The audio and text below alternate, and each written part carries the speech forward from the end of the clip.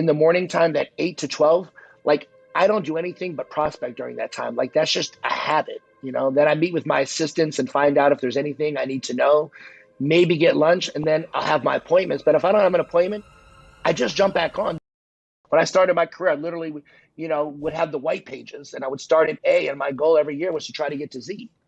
That's a sickness.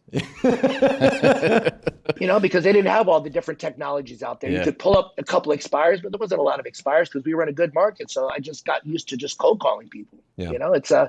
It's just a habit. And so many people don't realize, like, behind all those cold calls is everything that you want. You're going to bed every night, like drained, that you gave everything out there. Yeah. And you're trying to think of ways to work smarter, not harder. And then those distractions of like, oh, well, maybe invest in this, build a team this way, do this, that, and the other. How did you avoid those distractions and stay laser focused on the objective you had at hand? I think for me, I mean, Mike Ferry and Steve Powers, they got me really focused on my schedule. So for me, it's like in the morning time, that 8 to 12, like I don't do anything but prospect during that time. Like that's just a habit, Then I meet with my assistants and find out if there's anything I need to know, maybe get lunch, and then I'll have my appointments. But if I don't have an appointment, I just jump back on. The one thing that people would never know about me is that if I don't have an appointment, I'm literally making calls all day. Because you have to realize if you don't make calls, you're out of business. Yeah. Any moment that you are a real estate agent and you are not making an outbound call or someone is not calling you, you might as well turn your sign over and just say out of business. If you're not going to make calls, I tell everyone, go home. I'd much rather you spend time with your family than just sit at the office and do nothing. And I see so many agents. It's like, I had one agent that came in and he had never made 100 contacts a day. And so he was like, I want to shadow you. And I was like, great, but there's only one thing if you want to shadow me. If you really want to know what my life is like, you need to live with me. Come live at my house, get up in the morning at 4:30 or 5, work out with me, prime, drive to the office and see I make calls, make the 8 to 10 hours a day of calls, and then see if you think you still want to be me. And it was funny because the guy was supposed to stay for 4 days. He only lasted 2 days. But by the second day, he was exhausted. The third day, he left in the middle of the day and was like, I don't know how you do it. Because he doesn't realize, like, it's prospecting at that level with that intensity. It's like a muscle. You have to work it. And he had never worked that. But, the second day, he got 100 contacts. And I still talk to that guy. Yeah. He's having his best year. But coming out and being a part and just seeing what that was like, it completely transformed the way he looked at it. Because everyone has this image of what they see on TV. And that's just not reality. You know what I mean? Unless you're on a reality show, like people just don't flock and call you. You have to go find people every day. You have to be a hunter. Absolutely. And a lot of people, they don't understand that every day you have to go out and find people that want to buy and sell. And if you don't do that, turn the sign over and stay out of business. Yep. And so many new agents, they don't realize that. They work 8 or 10 hours, but then it's like, well, how many contacts did you make?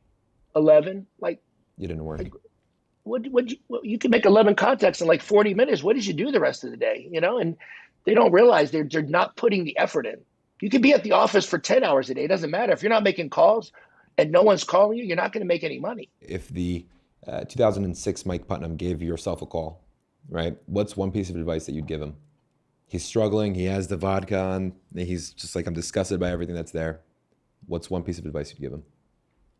I would probably tell him to trust the process. When that 2006 Mike, he didn't understand what he was capable of.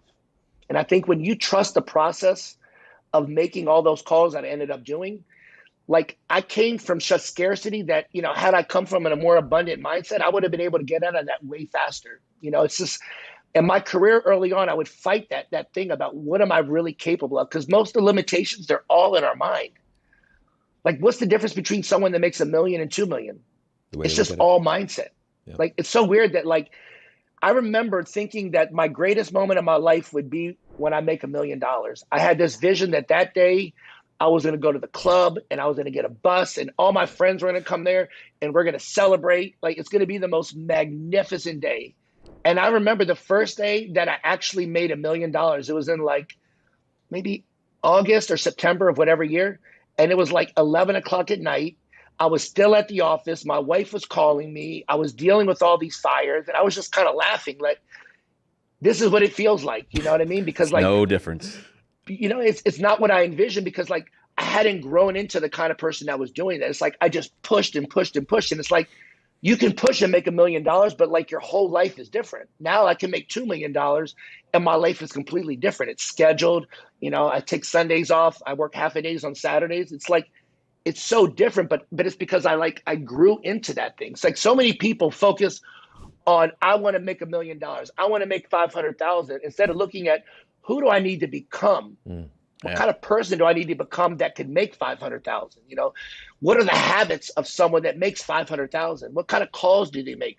What time do they get up? And that's where you have like the shifts. I want to make $1 million, but I want to sleep until 9 o'clock. Yeah, it's not going to happen. It's not going to happen. You know, I want to make $1 million, but you know, I don't want to cold call. I'm not saying you can't do it, but it's going to take you a lot longer to do that. And, you know, nowadays you could make $1 million, but you could buy it. Okay. Like, you know, I was on a podcast, what was it? Maybe 3 months ago. And there was an agent on there and he was selling in the Midwest. He did like 684 deals so far. He did like 300 million. And he was telling me that the splits, and he was talking about, you know, the assistants, he does radio and marketing, and he spends money on Zillow. And so we get into the studio afterwards into this virtual blue room. Yep. And I said, let me ask you something. I was like, you know, how much money are you actually making? Because I'm looking at your splits and they seem like you're giving the agents a lot more and you're spending so much. You got 20 assistants. And he's like, well, you can't look at it like that. And I'm like, well, I'm not criticizing you, but like, I'm just curious. He's like, well, last year, you know, I made 250 and this year I'm on pace to make a little over 350,000. Wow. Jesus. He did 384 million. Holy shit. He's like the number one agent in whatever the hell he was. And it's like, he didn't make any money. That's all ego. Like who wants to go through all of that work to make 350,000? Yeah. I might as well just sell like 20 houses and just do that the first 2 months and just take the rest of the year off. You know what I mean? Well, it's just as stressful. It's just stressful. You're managing all those people. I felt like that over the last year or two, like where I'm just sitting here managing how this person talks to this person, but none of it matters because it's not actually affecting the bottom line, or it is affecting the bottom line because it's. They focus on the number, but it's like, it's how do you get to the number? Can you get there profitable? It's like you're growing your team. If you looked at yourself and said, I'm going to double my business, but I'm going to make the same amount, would you do it? No. That's No, more I mean, work. but that's the problem with a lot of agents. There's so many ways to manipulate to say, I make 200 houses, I sell 200, but like you got 30 agents and each agent is averaging 2 and you don't make any money. It's just, you know, when people look at real estate, they have to realize there's one thing to sell a lot of houses, but the most important thing is you have to be profitable. Right. You have to make sure that if you're going to risk all this money, there has to be a reward. Yeah. And that's one of the things with Steve, he's really helped me with just keeping the expenses low so that when you actually make money, you get to keep it. That's the number one thing I think I appreciate about the MFO model is that it's profitable, right? It's duplicatable, it's predictable. You know, it may not be the most exciting thing to do every single day and the way you want to spend your morning, but it works and it's profitable, right? Yeah. There's Absolutely. things you could There's go not out a more profit. Exactly. There's things you could do every single day that could make you money, but this is actually profitable. Mike's not actually teaching you or telling you to spend any money at all, unless, you know, some lead services here and there. But other than that, that's it. I mean, if I look at my career now, the biggest mistake that I made, and, you know, I'm sure Mike talked about it, but for whatever reason, I didn't hear it early in my career, was past clients. Yeah. You know, what I heard from Mike is you get a deal, you give it to your assistant, and you find another one. So like, you know, I remember back in the day, like my first year, I had a big file in my back car, and my goal was to fill up this little file cabinet in my back car, in the back of my car. And then at the end of the year, I would just throw it away. And then the next year was to get like 2 file cabinets. And that, like, I didn't call any of my past. It wasn't until like my 10th year that I started to actually realize that like you should call your past clients. But I was so involved, expires, for sale bonus, cold calling. Yeah. I was so obsessed with hunting and hunting. Yep. And you find that with a lot of Mike Ferry agents, there's either one or the other. The best agents in Mike Ferry, all of us, they have trouble, a lot of them, with actually calling the past clients. It's harder for us to call past clients than it is to call an expired or for sale boner or go knock on a door cold. Yeah. I think sometimes it's not as fun. We develop that crazy hunting mindset and, you know, you want to like sort of turn over rocks and you want to it has to be a little bit difficult in a weird way.